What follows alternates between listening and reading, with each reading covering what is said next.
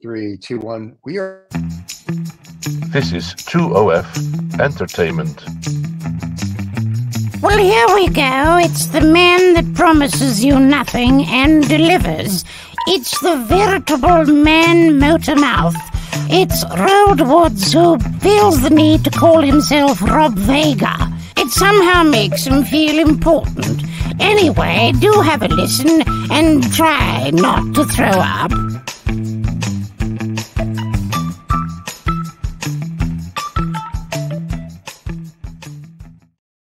We should just play that all day. That's so hip, man. That is hip music. Yeah. Do you know, David, for someone that's 700 years old, you hit some, and you got hip music on this show. You got hip music on the cigar show. You got hip music on Canadian Art Today. Look at you.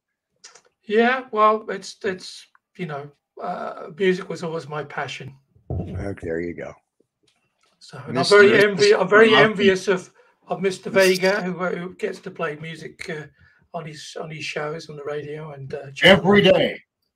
Yeah, in fact, six days a week now. 6 days a week now, which is great. It's great fun. Congratulations. I don't have a job anymore. I'm unemployed. My hobby is to go and talk to.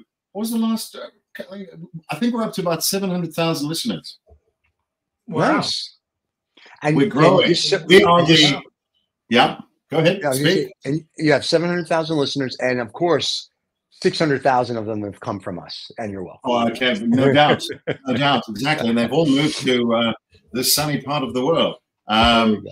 We are supposed to be in winter right now, and we're currently at 28 degrees, which is 70. Like 75?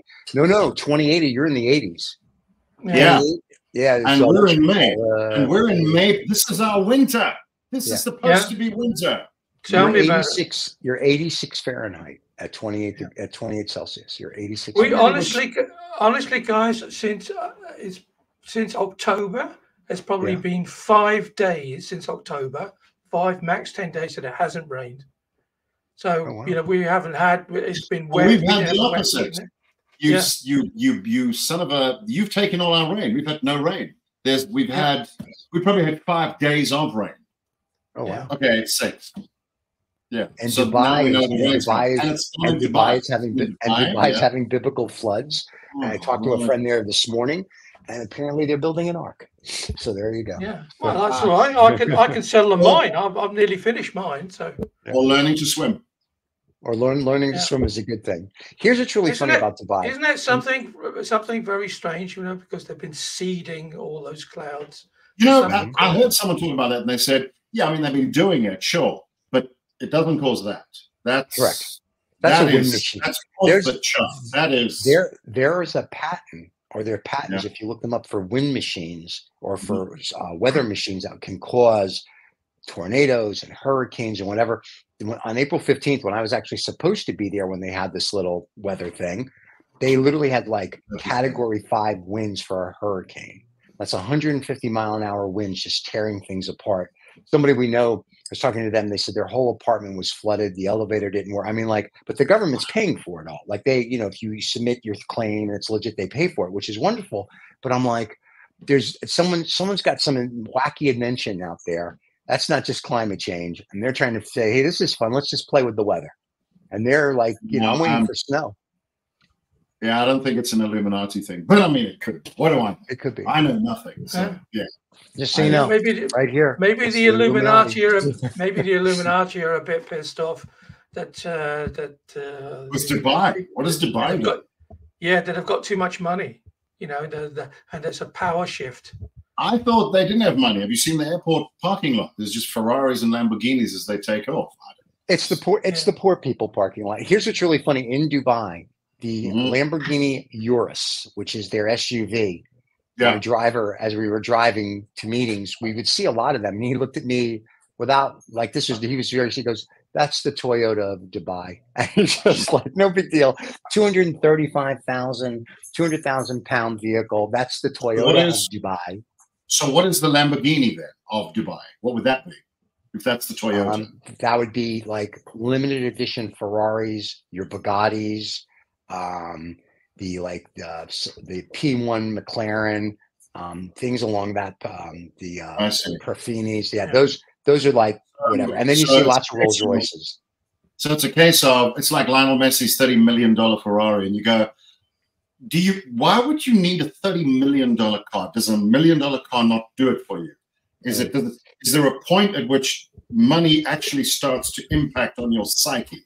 Do you have to be driving a $30 million car to say, well, now I've got a decent car? Are you kidding me? It's insane, the level of BS. He probably walked in and a car salesman said to him, do you want the cheap one, Lionel? I mean, really? Like $1 million, like all the other drug dealers? Or do you want Oh, my God. You know what, Dave, I have to say, when I hear stories like this, look, don't get me wrong, I wouldn't mind having a slice of that action myself. But you get to a point where you go, I don't know that I'd want that. Because there's like no value in your life. There's nothing. There is zero value. What is the value in your life? What is something where you go, hang on, Dave, shoot. When do you get to a point where you go, now that is value, and I enjoy that? Yeah. When do you get to that point? When do you get excited about something of value? If a $30 million Ferrari is a Toyota for you. You get to that point because you have helped, of course, a car salesman. And, they all need help. Okay. No. All right. So listen. Let me just say this about the $30 million Ferrari. So I have driven cars that are $10,000, and I have driven cars that are like $50-60 million. I do the same thing.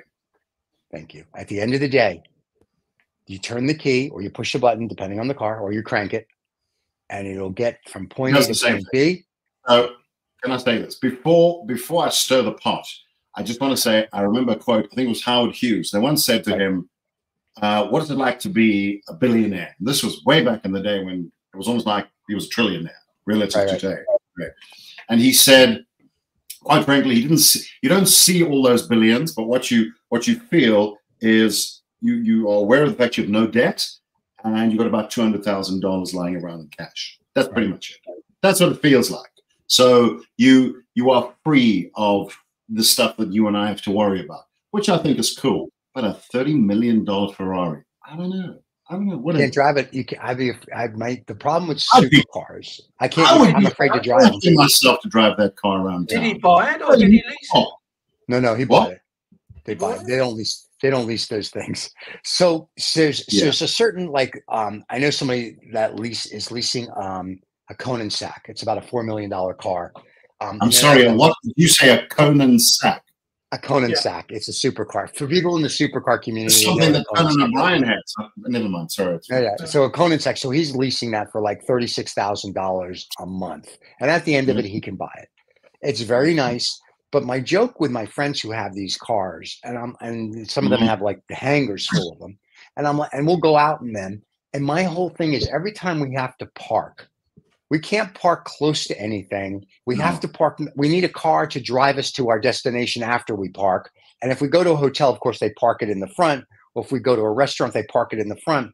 But if we're like going to go run an errand or going to go out somewhere that's not fancy to go grab food, I'm like, dude, I need like an Uber now to get me from where we are to the door. Yeah. So they're very nice. Like if you're going to be in a road rally, a road trip, and if you're really passionate about cars and you know every intricate detail, which my friend does. So kudos to him. I've met other people when I say, tell me the lineage of your brand, they don't know. So for them, it's just, they're trying to show they have the biggest dick in the room. Now, I don't know Mr. Messi. And if he's driving his car, God bless him. If he knows every intricate detail, God bless him. But I mean, to me, if you're going to buy a car like that, you need to know the details of the brand, the car. I'm sure he doesn't care. Yeah, see, I would care. Sure he doesn't care. But isn't one of the biggest issues with all these expensive cars is you can't go to the McDrive because they can't get over the hobbles the speed bumps. All the speed bumps in the road. They don't do speed bumps very well. Well, then what you do, Dave, is you are Rod Stewart. You're in Essex or Sussex or Surrey, wherever the hell his house is in the UK, and you put on your luminous jacket and you fill potholes so that your fancy car will not be damaged by the road. And then perhaps you do something about the hobbles, as you said, or the humps, as we call them here. Maybe you do that. Yeah. I would rather buy an old DB4 Aston Martin. You'd be able to pick them up for nothing because they're going to go bust. So anyway, go ahead. What are you going to rant about? Before I'll say one final thing. These people who have these fancy cars and they collect them and so on, I put them in the same category as folks who have giant wine collections and never drink wine. What is the point? What is the point? I have whatever wine that I have now, but I drink it. I appreciate it. The guy who sits there cultivating the grapes, he wants someone to drink it. He doesn't want them to put it away and go, "Ooh, look, wine in a bottle, in a cupboard." Who cares? He's successful in that because he sells what it a to waste of time. LD and Lidl. Drink it. Enjoy wine. My goodness. Yes. Everybody's drinking wine and from LD. Just drink it. Store it. These people who store wine. My brother-in-law is a collector of everything, but he never uses it. And I go, what is the point? I know it's there. And that's dumb. Yeah. What? No, but that's the thing. There's so many people they collect and they go, oh, and they have the rice paper or the funny paper. Don't touch that. Careful. What are you doing? What is the point? You're supposed to enjoy life, drink the wine, drive the car. You know, what is this for? A rainy day? It'll flood your basement and your cars will be destroyed. So will your wine. Who cares? Sorry. But that's what insurance is for. Yeah. Oh, the thing is though, Rob. Yeah. What? You're collecting an audience, aren't you, for your radio show? I'm collecting an audience. Yeah, but an audience you can engage with all the time, all of them. There you go. You can't engage with all your bottles of wine. I mean, if you drank all your bottles of wine, I presume you had a fairly decent collection, you'd have a problem. In other words, you wouldn't be living. Just saying. I drink all my scotch. I'm doing good. Well, that's a matter of opinion. So, what are you going to rant about? The thing is, Stephen, they won't cremate you, mate, because it'll take a week and a half to put the fire out. So, you know. Probably. And it's beat up Stephen. Okay, I get it. Right. Okay. So here's what I want to do. Well, there's so much, but I just wanted to say I'm sitting down here in the bottom part of Africa, and I watch everybody losing their shit around the world about all sorts of things, and I just thought to myself, there's a larger thing that I want to just stir the pot with. Maybe you'll get some shorts out of this, Steve and Dave. I realized initially I thought, oh, well, no one gives a shit about what really goes on here in South Africa. Not really. Not really. Hang on. Let me finish. You see, you're making my point. I mean, how interested are people really in the US, and I'm going to get to a larger point, in Europe about this place in particular and its woes and what people go through? Right. Do they know the whole story? What do they know? Now this gets onto something else, and this is where I want to stir the pot. This whole protest thing in the US, which I think I'm sitting and watching this. I'm sitting and watching this going, okay, I get it. You people are equating this to Vietnam. All right, fair enough. Okay. It tells me that people haven't learned a thing. How much do they really know? What they see on TikTok or on YouTube or their mates, okay? So they're willing to start a war and cause crap over sketchy information they've got on social media. Am I wrong? What do they think they're actually doing? It just feels like it's a glitzy protest where everyone gets wasted, they shout a lot. And I think, is this about you or is this about the cause that you are protesting? Do you know what's actually going on?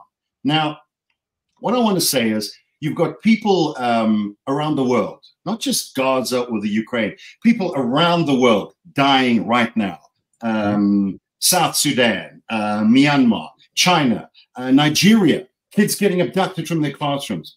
Serious crap, okay? In case anyone is interested in widening their protest action. This stuff is pretty serious. This is pretty serious what's going on. And there's a lot of crap going on here. I mean, what's our murder rate? 30,000 people a day. Oh, a year that we know of. Rape capital of the world. The reason I bring it up is, and things are falling apart, but fortunately we have an election soon. What I find odd is you've got people losing their shit over one particular situation. And that's going to save the world. I mean, here's my point. If you want to get involved in an argument, all right, or a fight or a confrontation or a disagreement or some cause, you need to have all the facts. You need to know what's going on before you make noise. Now, I'm in media. I think I'm pretty well read. I watch stuff. I know people who write stuff. And you know something? When it comes to the Middle East, I'll tell you right now, I know nothing about what's really going on there. And that's a fact. And I know a lot, but I know nothing. So for me, there's nothing worse than someone who knows nothing or knows one fact, right? And then they just shout about that one fact. It doesn't, the problem is it alienates people who might otherwise be wanting to listen to you, you know, sitting in the road, blocking traffic, causing crap. I mean, read the world. You know, you've heard read the room, read the world. It's not just about you. What are you actually doing, right? You know, get all the facts. Behave like an adult. Use the brain that you claim to have, the talents that you think we need, right? Mm-hmm. And do something constructive. But you know why people don't do that? You know why they don't do that? Because it's easy to shout. It's easy to go, oh! What do you think you know? What do you think you know? What do you know? Right? It alienates, hang on a second, David. Alienates the allies that you might have that could actually do something. Now you're shouting. Now you, and I'll make one final point. If I said to either of you, now let's assume you don't know how to fly an airplane. I don't. And I said to the average person or college kid, go and fly an airplane. Oh, God, I can't do that. Why can't you fly an airplane?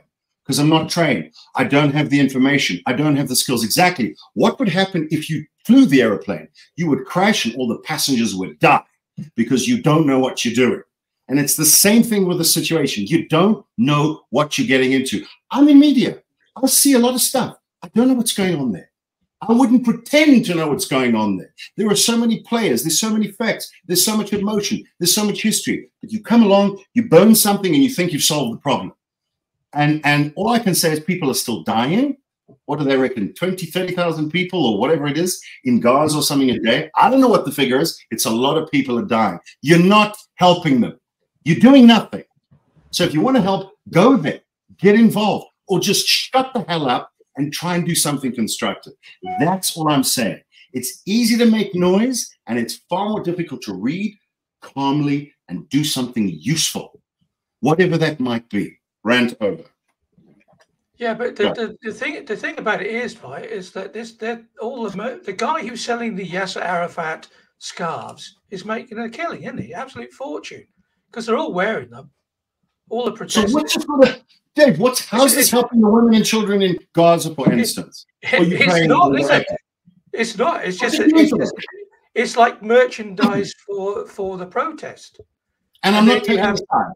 I'm not taking a side. And then you have Mr. Trump who says, "No, oh, that's good. I like the way the police got stuck in there. Oh, I'll have some more of that." Well, let me jump in as the Jew. Hats off to the Yasser Arafat merchandise seller, because he's made an absolute killing on this one. Let me jump in here for a second. Number one, the Columbian and NYU students that they finally called the police on, in the New York Times, it was saying that they were actually agitators that were like planted to do that. Whether it's true or not, I don't know. Two, to your point, I agree. The college students don't know anything about the 10 or 20,000 year history, but there was a Muslim cleric on, and I actually watched what he said, and he said, I don't understand why everybody's against the Jews.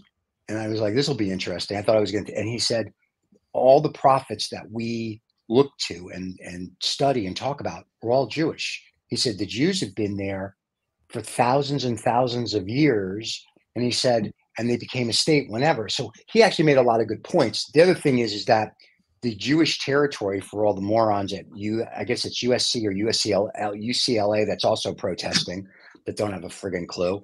If you look back from the time that Israel became a state in the 1940 something to today, there's about 50 to 60 to 70 attacks globally on, from the Olympics to the 6-Day War to this, to that, to everything. And so when Israel finally attacks one time to defend itself this century, it's genocide. So the problem you have is we've talked about this before. You have stupid children who had stupid parents that didn't teach them history, that didn't teach them to read. You have universities that teach absolutely nothing. This is not the Vietnam War. And to your point, yes, if you're that upset, shut the fuck up, get on an airplane and go to Gaza and protest there. But are they upset? I'm not sure that they are. No. I don't even think they know what I don't know what's going on there. We don't know what's going on there. You literally getting, this is a fact. This, I believe, is a fact. Whatever media you're watching, whatever social media service you're tapping into, there is inherent bias in whoever's doing the reporting. People just can't help themselves. So you say, oh, well, it's bad. What do I do? Well, if you're going to jump into the fight, you have to realize that you're going to be seen to be on one side or the other. And if you don't know why you're on one side or why you're on the other side, what are you even doing there? Why are you in the red? And then the next question is, well, what do I do? Well, glad you asked. What is your real concern? What are you really worried about? Are you worried about people dying? Good. Donate some money to food relief for the people in Gaza. How about that? No, go over there. No, go there. Go there and protest. No, I want them to go there and protest. It's seen here in Europe as the first noises, the first activities towards the onslaught of the next American Civil War. It's just that there just seems to be so much. Yeah, that's the way that people are interpreting it. Okay, but there's the problem. Hang on, but there's the problem. It's all these damn interpretations. My immediate reaction to that, and I'm not going to go and jump around on a university campus. When I hear that, I go, "Oh, bullshit! How? How would it be civil war in America? This is just some dumb college kids jumping around about something that they clearly have no idea. They don't. Maybe they've got a little inkling. Maybe they know someone who died.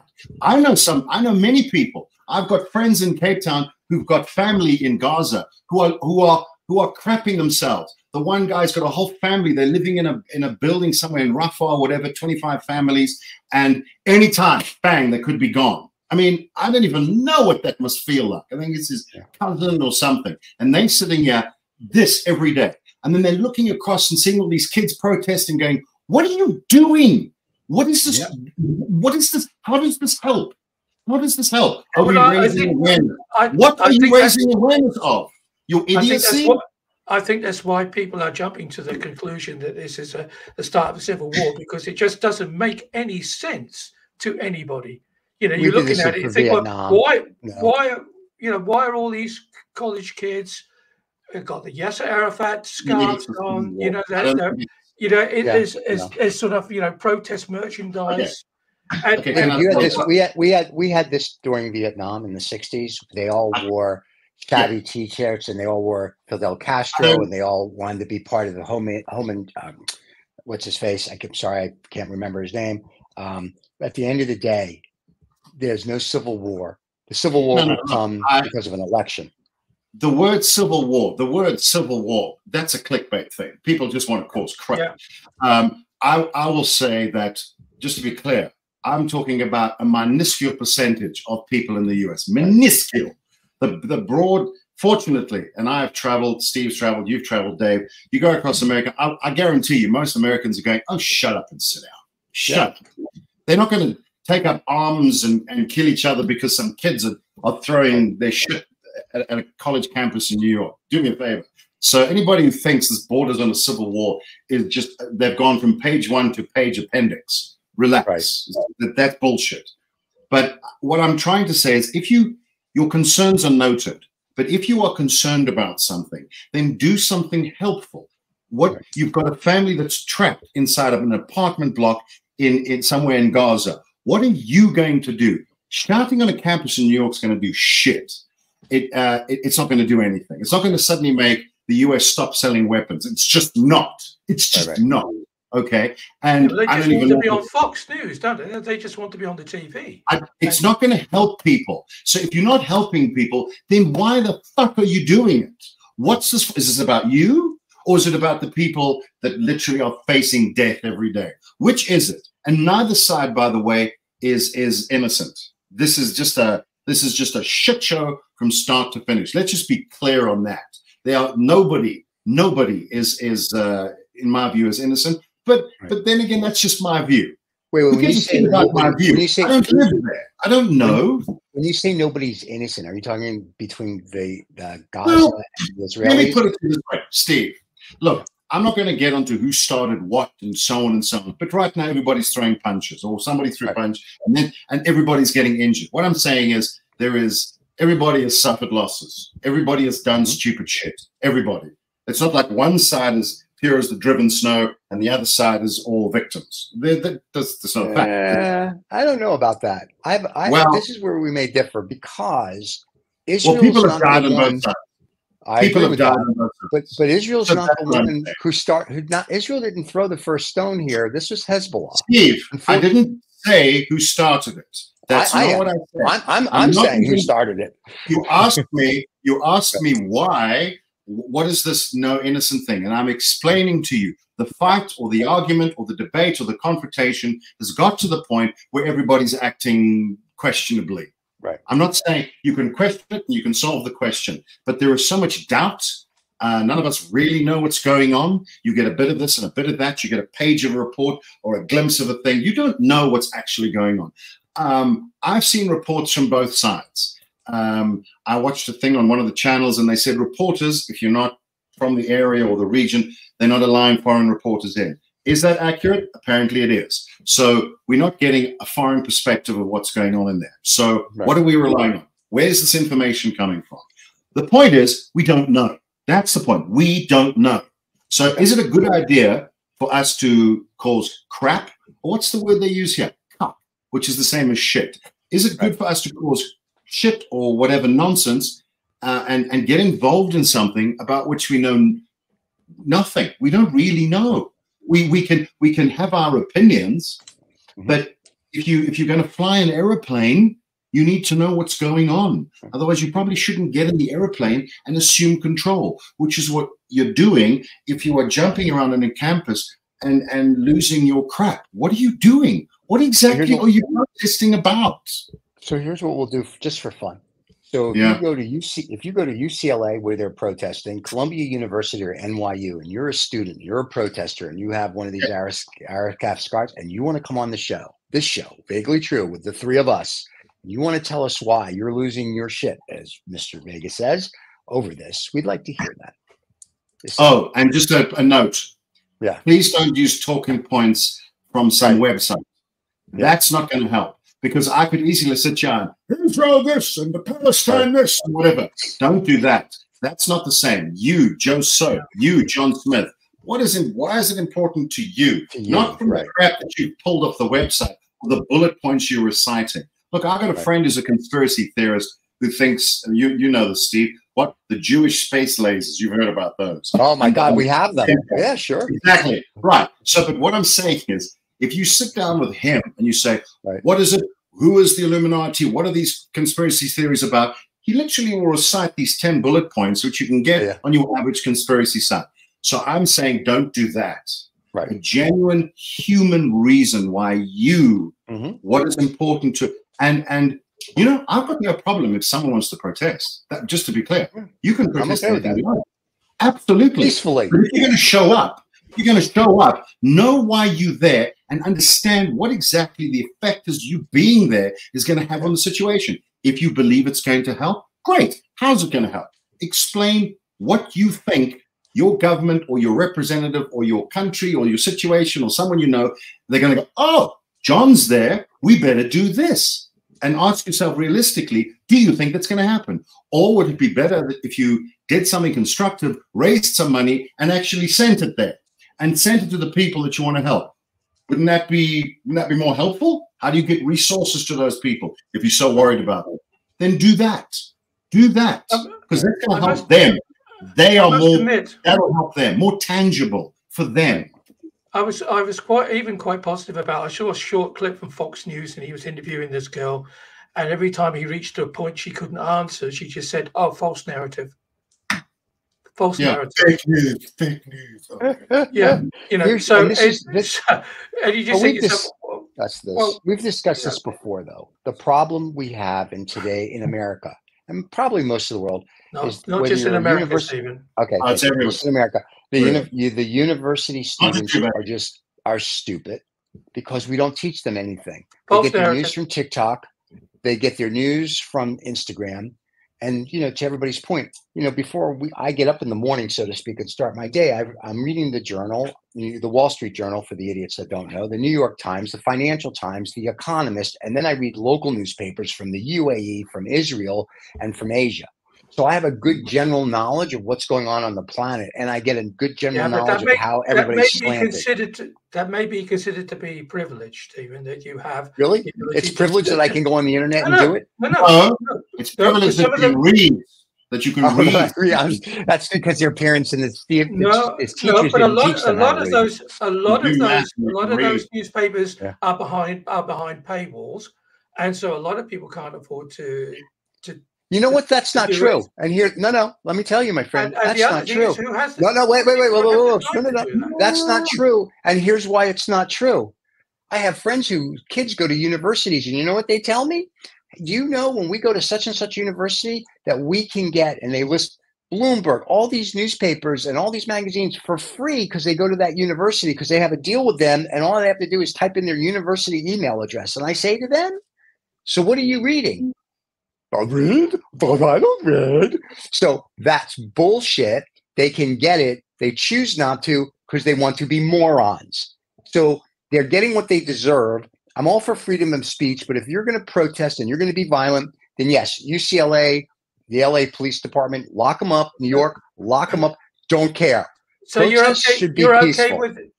okay with educated, violent people, and that's a good no. I want you to protest, but I want you to protest with words. I pick up on that? I pick up on that? Educated, violent protest. Okay, so I'm just going to take it your word there, Dave. All right. Here's what I would say: if you are truly educated, and I mean truly educated, you have the entire fact. Let's go back to the Middle East thing. Let's say you're a Middle East expert. You've lived there. You've lived in Gaza. You've probably lived in Israel. You've moved around. You're from there. Let's say you have a Palestinian father and an Israeli mother. How about that? Let's mix it all up. Oh, there's quite a few of those. Right, exactly. So there are a lot of people there. So you were an ordinary citizen of that part of the world. In fact, it would be great if someone like that could come on the show. I'd love to hear what they have to say. Someone real who actually lives there. So here's what I would say. If I wanted to be educated, I would find a person like that. If I couldn't find a person like that, I would not consider myself to be educated. If I was lucky enough and fortunate enough and interested enough and had the time and had the patience and the open-mindedness to listen to someone like that, maybe a few people, I maybe would get a slice of what's going on. And then I start to become educated. And when I become educated, I guarantee you, I'm about 99% certain, when I become educated, I wouldn't be interested in violence. Right. There would be no need for violence. No ways someone who's educated, properly educated, wants to do anything violent. The people who get a tidbit or a flicker or a glimmer of a fact of a situation, these are the people that become violent and are easy to switch one way or the other because they don't have the whole picture. I am not unsympathetic to people being concerned about that situation. Gaza, Nigeria. By the way, there's other parts of the world just for the people who want to protest. So just bring them all in, okay? They're all bad. It's all bad. The world is, what did Steve say? It's all fucked up and people are stupid. So you've got a range, a portfolio of issues you can pick. So get involved, find out about that. And the more you find out about that, the more sad it becomes, the more shocking it becomes, the more depressing it becomes. But your first reaction won't be to cause crap. Your first reaction, a proper educated reaction, would be to, what can I do to get involved? Can I fundraise? Should I go there? Can I build a house? Can I talk to people? No, I'm going to go and burn something on a varsity campus because that's going to change everything. And wait, and here's the worst part. Yeah, like I said, I'm okay with protest, peaceful. Like you want to have signs and you want to have a sit-in, or if you want to have a whatever. But now they're also harassing, and violence on university campuses is up tremendously against Jewish students. This is where I have a problem. It's everywhere. Because, everywhere, Stephen. Europe. All right. Well, and I know. I keep saying we're in 1930 Germany coming again. So, yeah. Steve, it's all student. I saw an African American guy wandering through one of the campuses. I'm reasonably certain he wasn't Jewish, and he was getting harassed by the protesters because he wanted to go to his math class or his physics class, and he didn't want a part of that. And he might have been Jewish. I don't know, but they just didn't like him because he wasn't joining in their problem. We're all Jewish. Just let's face the fact. Oh wait, okay, fair enough. At the end of the day, everyone's a Jew. If you believe the Adam and Eve crap, everyone's a Jew. They were Jewish. It's the way it started. We're all Jewish. I hate to tell everybody that. So the guys in the Klan, you're a Jew. Stop, whatever. And if it wasn't for the King of Spain, there you go. Disappointing me because I'm Church of England. So you guys have really screwed up. So we had our own church. Where did you come from? Then? Exactly. I mean, Adam, come on, where did you come from? Eve, Adam and Eve. He's got a point, Dave. He's got a point because Adam. The same. If you believe in the make, wasn't Adam Jewish? They're all Jewish. They don't listen. At the end of the day, if we believe the fairy tale, Adam and Eve are your great grandma and grandpa. We're all related. So all this ridiculous. Steve, actually, everyone came from here. Cradle of humankind. It's about 8 miles that way. Cradle of humankind. First human. You all came from here. Yeah, and I didn't say Adam and Eve. I didn't say they were white. I didn't say they're white. I'm just saying Adam and Eve. We're all related. We're all fundamentally black, but that's another story. Oh, that's a wonderful. I have no rhythm though. I got no rhythm. Anyway, my point is though. But we're not all Jewish, because we're not. You say we come from the cradle of Africa, but there is as much Neanderthal. Yeah, you're all African. Well. Now, we're all Africans. But the thing is, then, were the Neanderthals, to follow Stephen? He says we're all Jewish. Were the Neanderthals Jewish? Yes, because we've got okay. Sure. I mean, they used to do Shabbat every Friday night. So there you go. They were in a cave with fire. The fire would go out on Friday. They'd light it Saturday night. That's how we did Shabbat. Come on, let's get with the program. This is a world revelation now. Neanderthals are officially Jewish. Sure, they should be so lucky. There you go. They lived in. Listen, they had to listen to their wives, and they had to put out the fire on Friday night. It's the same thing. But when you look at all of this conflict stuff. And these kids are supposedly going to these elite universities like NYU and Columbia. I don't know about UCLA. They're supposed to be bright. But anyway, they're supposed to be bright. Yeah, that's right. And they're doing this, breaking into a building to have a protest. They're doing this. I don't know if they realize this is not the Vietnam War. We're not sending you off to go get killed. Vietnam was different. We were sending college kids and high school students to go get killed for nothing. Okay, that's a little different. This is a conflict. And to Roll's point, there's conflicts all over the globe. I don't see why when you're protesting, Israel this week, you might as well protest Russia. I don't see anybody doing that in America. I don't see anybody protesting the things that are going on in Nigeria and Jordan and all over. Yeah. South Sudan. Yeah. I could go on. Or North Korea. Yeah. China. I mean, like we can. Yeah. So that's the problem. So these kids are they're just little idiots that have no clue. There's no thought. No one's shipping you off. You really want to stop the protest? Ship them off there and go, okay, go. Okay. They'll cry like little girls. Let's get a kumbaya moment. Let's focus towards solutions. I've got some suggestions. So the first thing, there's a site, since we don't read and we all go online, there's actually a very good site that I sometimes refer to. It's called the Geneva Academy. I'm getting nothing for this. That will give you a gateway into some of the conflicts around the world. The Geneva Academy. Go look it up online. Okay. You want to just broaden your indignation around the world? Broaden it. That would be great. Go and have a look at some of the crap that's going on around the world. Do that. And the other site to look at, of course, is www.neanderthalsarejewish.com. Has that been registered yet? Has that been registered? We just registered. By the time the show comes out, that'll be registered. Yeah. Okay. But I just want to say this. Sorry. Before I just want to put this in a nice little box and say, protesting is fine. You should be, when you're at that age, when you're at college, university, you are, it's like a gateway into the world, and you go, oh my God, look at the crap going on. I want to register my displeasure at all these things, which is great. You should be aware. You should be wanting to enhance your awareness, perhaps telling people. But there's a way of telling people, and then there's another way where you shove it down their throat. The second one doesn't work so well. I'm suggesting if you're bright, if you're elite and privileged or whatever it is, if you can read, oh my God, good luck, then use your privilege and your status and your wonderful awareness of the world in a constructive way. I can guarantee you the people that are ignorant, and that's most of them, if you want to get them on your side, if you want to raise awareness, if you want them to be sympathetic, do more research on a situation, I would put to you that behaving like a 4-year-old who doesn't get his way in a shopping mall is not going to convince them to come to your side of the river. That's what I'm saying. Your concerns are noted. There are lots of bad things going around the world. I've already said I know nothing about what's going on there, despite being in media. So I'm not going to get involved because I don't know.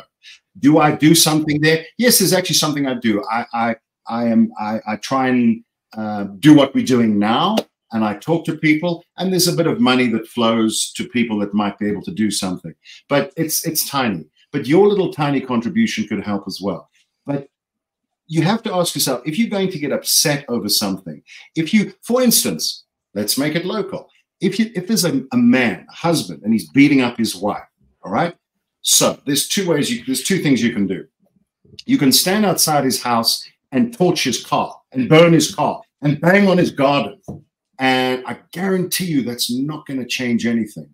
Or you can find a way to get his wife out of there safely and move her to another situation, and then possibly let the law deal with him. So there's two ways of doing that. So with that analogy, what I'm saying is situation one, nothing's really going to change. Because he looks out his window, he sees you burning his car. Well, maybe not his car, no, a dumpster. You've just got a dumpster out there, and you're throwing crap in it, and you're just going, ah! And he goes, look at these crazy people. Doesn't affect him. No need for him to change. Or you get involved with this situation. Ah, that's trickier. Now you're taking sides. Now you're getting involved. Now there's work, there's reading, there's relationships. It gets a bit messy. So which one are you going to do? Do we have to get involved with his wife? Is that what you're suggesting? Well, that's up to you, Dave. That could be even messy. But that's a Church of England thing. They do that there. Yes, there you go. So that's what I'm saying. There's two ways of approaching the problem. It's good that you're concerned, but then ask yourself, what am I going to do about it? And that's called being an adult. You're not a kid anymore, so become an adult. Become a leader. Read the room. Read the damn world. And by the way, people around the world, they look at a college campus in New York and go, seriously? What are these people doing? I mean, it's like me throwing my shit out about something going in North Korea. I know nothing about North Korea. I maybe know that Kim Jong-un is the leader, and that is about it. I know it's north of South Korea, and it's south of China, and it can get cold in winter, and there's some possible human rights things going on there. Let me burn a flag. Yeah. Do you think Kim Jong-un gives a continental? Has they changed the life of one person there? No. So what am I doing? What am I doing? If I really find a way in, go and do something. Oh, now that could get tricky. I could go into China and cross the river like some of these women do who want to escape China and get into North Korea. And then, now it gets messy. So what do you want to do? Do you want to make noise or do you want to change things? Pick one. If it's messy, you go out and buy a $30 million Ferrari. That's what you do when it's messy. Yes, you do, Dave. Or you just ask Lionel if you can borrow it for a weekend and drive to Ghana. I don't know. Exactly. Messi, give us the wheels. That's that. I mean, that's like we said. If you're at UCLA is the latest university to decide they need to burn something down. They're all going to online classes, like we're having COVIDs again. So if you're a university student and you can prove it, And to Mr. Vega's Lionel point, if you'd Messi. like to come Or on, Lionel Messi. if you can come on and have a dialogue with us without talking points and have a real dialogue about why it's important to you about Gaza, and you have some history, we want to hear from you. If you're going to talk us about, if you're going to tell us stupid talking points, we're going to tear you apart like a little piece of crap that you are. So there you go. Just one more thing I'd say to that, Steve. Yep. I bet you there are a lot of people watching this who either have family there on one side or the other, or on both. And the more you talk to them, and by the way, I do. Like I said, I've got a friend in Cape Town. I know actually a lot of people, but he's a tangible example. He's in Cape Town. He's got cousins or whatever in, I think they're cousins, and they're in, I think, is it Rafah? I think it's Rafah, and they're in an apartment, and they're just literally waiting for the shit to hit the fan. And he is beyond stressed, beyond, and it's almost like you're just waiting for the hammer to come down. Can you imagine living with that? No, you can't. So that's what I'm saying. And the funny thing is, when you talk to people who are actually in that situation, this is what they would generally prefer you to do. First of all, they say, shut the fuck up. 2, you don't know what you're talking about. 3, calm down and ask us what help we actually need. Correct. What do we need? And listen to them. Listen to people who are there. Instead of jumping around on the campus, throwing whatever, find out from people who live there what's going on. And if you can't, then don't show up or do something online, or I don't know, do something helpful. This is not helping them. It's not helping. Just before you have to run away, what is the website that you want the uninformed to read about? Again, the Geneva. Oh, the Geneva. Just Google. I think it's the Geneva Academy. The Geneva Academy. Go and have a look at it. It's quite interesting. It's it almost categorizes and documents these armed conflicts and non-international conflicts, like civil conflicts around the world. And I refer to it occasionally. And the reason I refer to it occasionally is just it gives me perspective on generally how screwed up the world is. Before I make the mistake of jumping on a particular cause. The whole thing is screwed up. And then you say, which one can I do something about? That's right, nothing. So I can do something. It can be depressing. I mean, what's going on in Nigeria is horrendous. But do I have the whole picture? No, I don't. I do not. When all the crap was going on in this country, and believe me, there isn't a single person I know. And when I say a single person, I'm going to say white folk, because they apparently were the beneficiaries of apartheid.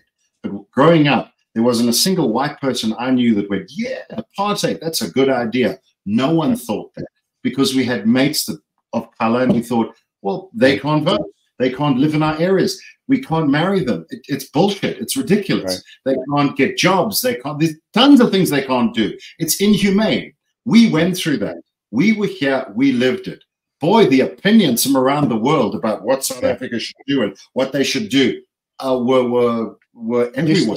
We go, find out what's going on here. Oh, are you in favor of apartheid then? No, but it's a complex situation. If you want to help people, then come here, get involved. And that's partly the reason why my parents actually came to South Africa, to do just that. And they did stuff and they helped. Did it help anything? I don't know. Even if you come across as another example, I've got to be careful what I say here, but let's say you have an opinion about another group of people, right? Whatever. So you're group A, let's just call it group A and B, just to keep it cool. So you're group A and then there's group B, and you guys don't like each other and there's a problem. But it turns out that what you think about group B is stuff that your parents told you or stuff that you heard. You never actually chatted to people from group B. You haven't lived with them. You haven't grown up with it. The funny thing is, when you sit down with the people from group B, you go, but you're just like the people from group A. You're identical. You're the same. And if you want to get involved in a situation like the Middle East, for example, you'll find that the people they're basically just human beings. Right. There's no humanity. They're seeing each other as different, as conflicted, as opposing sides. Whereas I can't speak to the Middle East. I can speak to this country, where what is exciting and infuriating is that everybody has suddenly, over the years, realizing we're all kind of the same people. And oh, well, we need to fight about other stuff. So let's fight about sport. Let's fight about stuff. But in terms of color, nah, that doesn't work. That's silly.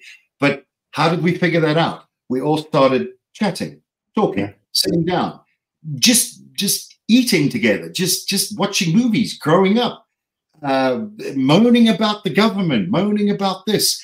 And it's a funny thing is when people from group A and B get together and moan about stuff, they go, oh my God, we're moaning about the same stuff. And I guarantee you, with that situation, and what's incredibly frustrating is if you could somehow get all those people in the same room and say, right, let's just forget about all this stuff. Let's moan about, I don't know, how cold it is in Russia or something. Yeah, it's cold, isn't it? And we all agree on something.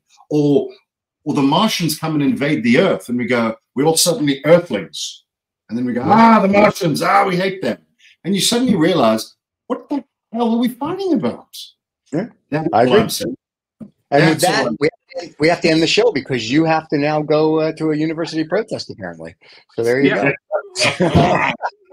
Guys, we got to go. Davey's got to go. Guys, have a great time. Don't forget to subscribe and like Vaguely True every Sunday at 7 a.m. New York time. A podcast is also available. Two Old Farts Making Noises wherever you get your podcasts. Yes. Thanks for wasting your time with us. Thank you very much, guys. Cheers. Cheers, everyone. Thank you so much for listening to this Roald Woods, Rob Vega, whatever the hell he wants to call himself fellow. You know, this podcast thing, it makes him feel very important, and he's a difficult fellow as it is to deal with. So thank you so much for putting up with him, and do take care.